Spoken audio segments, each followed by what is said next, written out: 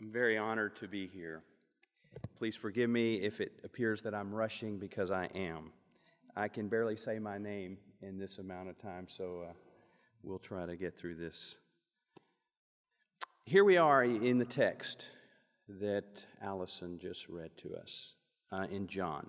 It's the next day after Jesus' crucifixion.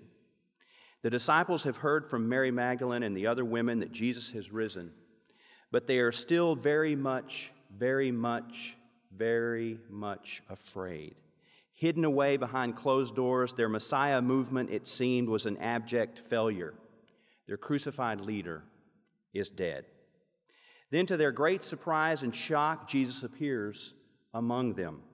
He reassures them not once but 3 times, "Peace be with you." And what you need to know is that what I've come for, he says to them, what I have come for is not lost on the cross, but it has been fulfilled. And this is key. He commissions them to carry out the mission as the Father has sent me, so I send you. To what? To fulfill, to live out His kingdom dream, God's kingdom dream for all creation, to be incarnated by God Himself. You are the firstborn among many brothers and sisters. I no longer call you servants, but friends. So Jesus breathes on them, the text says. He stages something of a mini Pentecost, a smaller version of what's about to happen in a few weeks to a greater number of people. Right there in that room with the disciples cowering, Jesus breathes on them, filling them, it says, with life.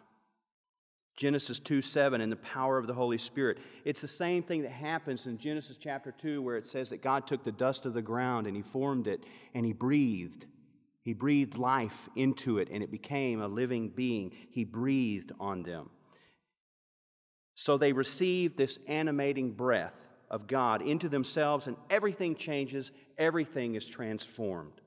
But all this means that the apostles can no longer stay behind locked doors. No longer can they expect Jesus to perform all the miracles. No longer can they wait for Jesus to forgive people and bless people and comfort people and encourage people. Now that they have been given the gift of the Spirit, they must live this out loud themselves, just like He did. They are afraid. Yes, they are standing up to higher authority, speaking truth to power. Yes, they are calling everyone and everything to make music, to be fully alive. Yes, they will face trials and persecution, but God is with them, and this jumpstarts the early church into action. We can read their stories, these bold acts of faith on behalf of Jesus Christ in the New Testament, and we can see that it doesn't stop in the New Testament, but it includes similar stories of other people, such as Dietrich Bonhoeffer, Oscar Romero, Dorothy Day, Nelson Mandela, mothers of the Plaza de Mayo, Harvey Milk, Martin Luther King Jr., and more recently, Bishop Gene Robinson. These people and many others moved from the security of locked doors into the world as a witness for truth, justice, and peace.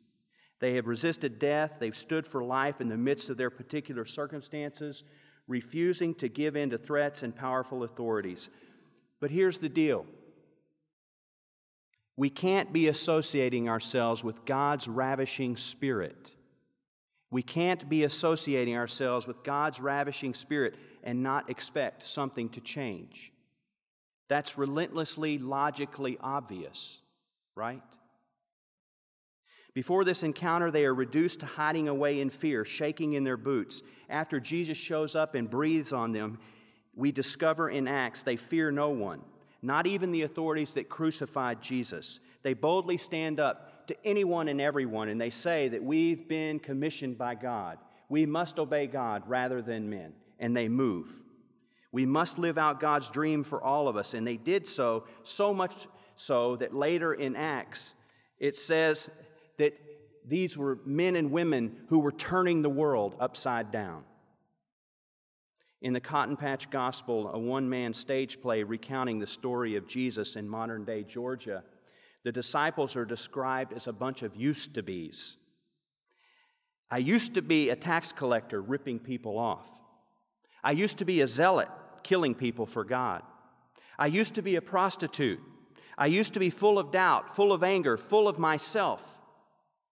But we can't be associating ourselves with God's ravishing Spirit and not expect something to change. That's relentlessly, logically obvious, right? To worship the God we see revealed through the life and ministry of Jesus of Nazareth and expect everything to stay pretty much as it is would be great foolishness, wouldn't it? To expect our lives to follow a rigid path we've already plotted out and figured out for ourselves, it would seem, well, at a minimum, well defended against the Spirit having her way with us.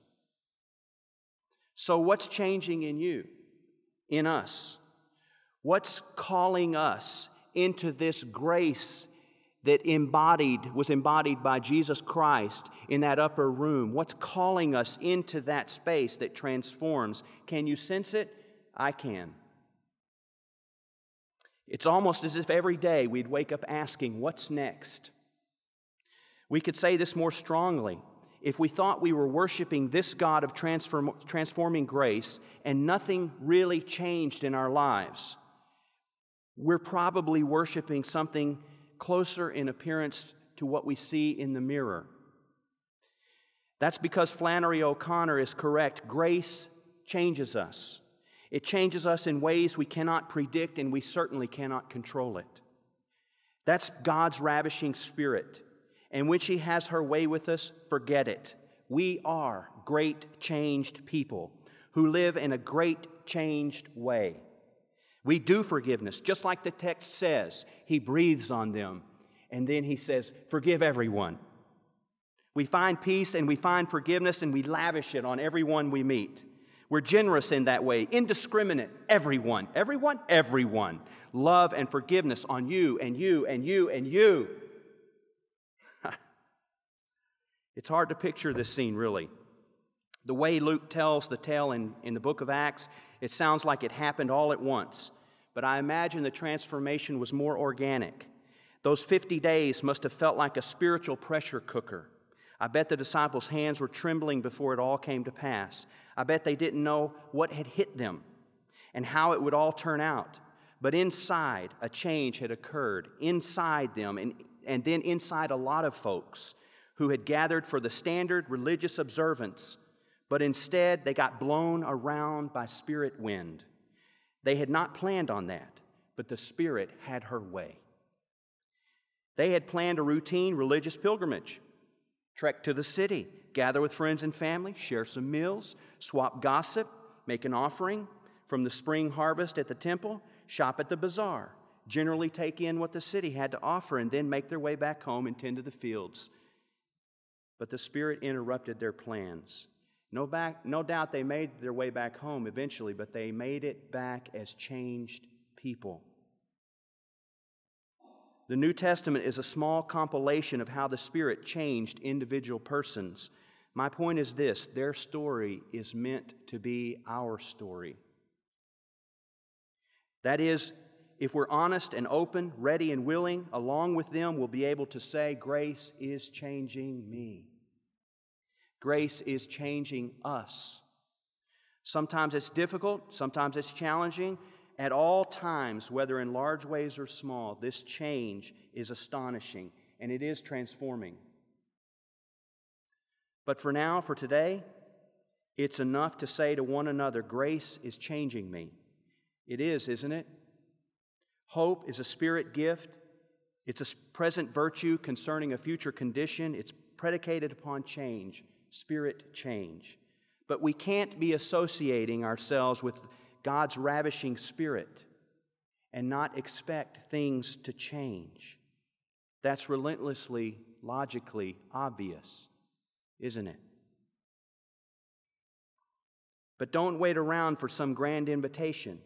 I expect that this Spirit change is not predicated on some twirl of the stars, some cosmically huge event, but instead, how graciously you and I step forward into the next ordinary moment.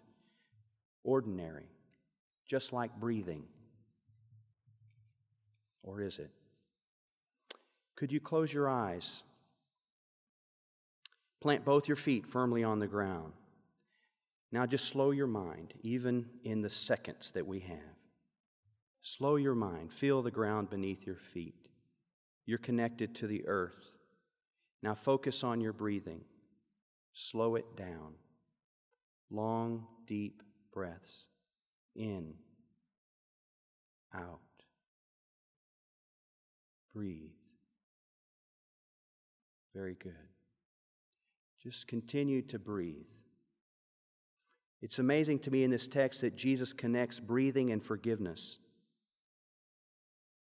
It's the one thing that you and I have done constantly since the day we were born. We breathed. Breathing in, breathing out. Breathing, now forgiving. Breathing, now forgiving.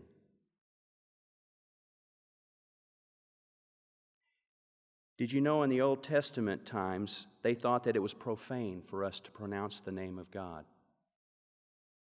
So what they did is they wrote God's name with 4 letters, YHWH. It was not meant to be pronounced. They left the vowels out so that we would not pronounce it. These 4 consonants, when filled in with the proper vowels, allow us to hear the sacred name of God that was given to Moses.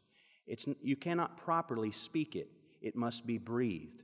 Yahweh, Yahweh. You know that name of God, Yahweh. You don't have to use your lips or your tongues to pronounce it. In fact, you breathe it in and out. Yahweh, Yahweh, Yahweh, Yahweh.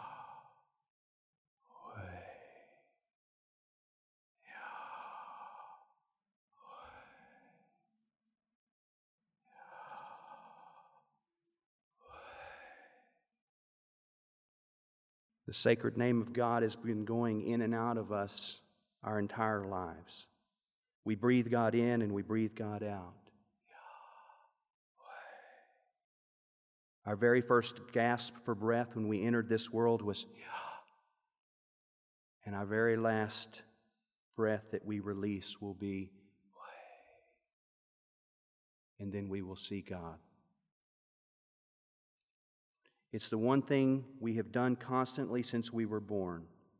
With every breath, you say the name of God. You're doing it right now. You just did it again. You're breathing. This could change your life. It can certainly change your prayer life, because now you know that prayer is not so much something that you do, but something that is done to you. You allow it. You say yes to it. God is as available as our own breath, the air, the wind.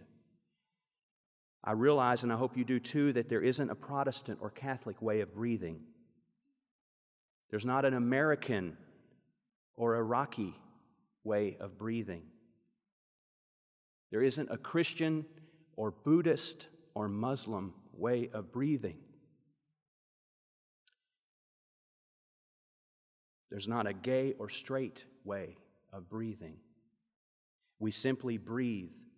And when we are still, when we are at peace, we may know that I am. Yahweh is God. We bring it to consciousness. We bring it to awareness. We awaken to the mystery and the miracle that is happening all around us, within us, and through us at all times. This may just become too big of an idea for you, too big of a truth. Maybe we don't even want it. A God who is that much good news, who is that much present to us. Second by second, our very lives depend on it. Breathing His name. The more anxious we get, you ever noticed how your breath? Yahweh, Yahweh, Yahweh, Yahweh, Yahweh, Yahweh. The more at peace.